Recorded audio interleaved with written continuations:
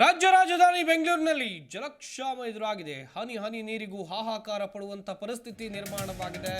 ನೀರು ಪೋಲ್ ಆಗದಂತೆ ಬ್ರೇಕ್ ಹಾಕೋಕೆ BWSSB ಕೂಡ ಮುಂದಾಗಿದೆ. ಕುಡಿಯುವ ನೀರನ್ನ ಮಿತವಾಗಿ ಬಳಸೋಕೆ ಈಗಾಗಲೇ ಸೂಚನೆಯನ್ನ ಕೊಟ್ಟಿದೆ. ಪ್ರಮುಖವಾಗಿ ರಸ್ತೆ ನಿರ್ಮಾಣ ಮತ್ತು ಸ್ವಚ್ಛತೆಗೆ ಕುಡಿಯುವ ನೀರು ಬಳಸದಂತೆ ಸೂಚನೆಯನ್ನ BWSSB ಕೊಟ್ಟಿದೆ. ವಾಹನಗಳ ಸ್ವಚ್ಛತೆಗೆ, ಕೈದೋಟಕ್ಕೆ, ಕಟ್ಟಡ ನಿರ್ಮಾಣಕ್ಕೆ ಹಾಗೆಯೇ ಬೇರೆ ಬೇರೆ ಕಾರಣಗಳಿಗೆ, ಕಾರಂಜಿಗಳಿಗೆ ಈ ಕುಡಿಯುವ ನೀರನ್ನು ಬಳಸಬೇಡಿ ಅಂತೇಳಿ BWSSB ಅವರು ಮನವಿಯನ್ನು ಮಾಡಿಕೊಂಡಿದ್ದಾರೆ. ಸಿನಿಮಾ ಮಂದಿರಗಳಲ್ಲಿ ಮತ್ತು ಮಾಲ್ಗಳಲ್ಲಿ ಕುಡಿಯುವ ನೀರಿನ ಹೊರತು ಇತರೆ ಬಳಕೆಗೂ ಕುಡಿಯುವ ನೀರಿನ ಬಳಕೆಗೆ ಒಂದು ಕಡೆಯಲ್ಲಿ ಕಟ್ಟುನಿಟ್ಟಿನ ಕ್ರಮವನ್ನು ಕೈಗೊಳ್ಳೋಕೆ ತೀರ್ಮಾನವನ್ನು ಕೈಗೊಂಡಿದೆ.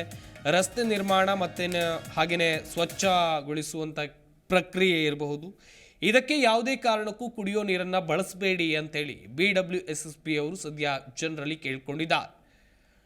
ವಾಹನಗಳನ್ನು ತೊಳೆಯೋದಿರಬಹುದು, ಕೆಲವರು ಕುಡಿಯೋ ನೀರಲ್ಲೇ ಗಾಡಿಗಳನ್ನು ತೊಳಿತಾರೆ.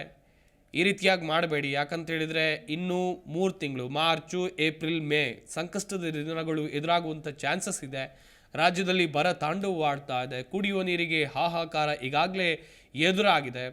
ಕೆಲವೊಂದಿಷ್ಟು ಕಡೆಗಳಲ್ಲಿ ಬೋರ್ವೆಲ್ಗಳು ಕೂಡ ಬತ್ತು ಹೋಗಿದೆ. ಕುಡಿಯೋಕೆ ನೀರು ಸಿಗ್ತಾ ಇಲ್ಲ. ಇಂಥ ಒಂದು ಸಂದರ್ಭದಲ್ಲಿ ನೀರನ್ನು ಮಿತವಾಗಿ ಬಳಸಿ, ಹಿತವಾಗಿ ಬಳಸಿ, ಅದನ್ನು ಹೊರತಾಗಿ ಯಾವುದೇ ಕಾರಣಕ್ಕೂ ವೇಸ್ಟ್ ಮಾಡಬೇಡಿ, ಪೋಲ್ ಮಾಡಬೇಡಿ ನೀರನ್ನು ಅನ್ನುವಂಥದ್ದಾಗಿ BWSSB ಅವರು ಕೇಳ್ಕೊಂಡಿದ್ದಾರೆ. ಹಾಗೆಯೇ ಒಂದಷ್ಟು ಸೂಚನೆಗಳನ್ನು ಕೂಡ ಕೊಟ್ಟಿದ್ದಾರೆ. ಕೈ ತೊಳೆಯೋದು, ಕೈ ತೋಟ, ಕಟ್ಟಡ ನಿರ್ಮಾಣಕ್ಕೆ ಯಾವುದೇ ಕಾರಣಕ್ಕೂ ಕುಡಿಯೋ ನೀರನ್ನು ಬಳಸಬಾರ್ದು.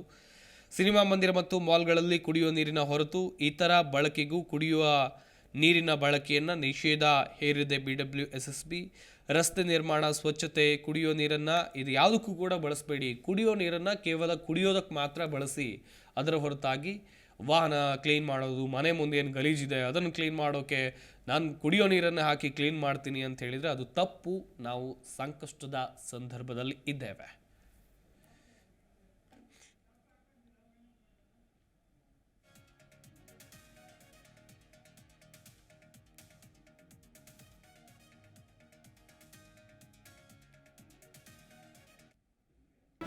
ಜಿ ಕನ್ನಡ ನ್ಯೂಸ್ ಈಗ ನಿಮ್ಮ ಮನೆಯಲ್ಲೇ ನೋಡಿ.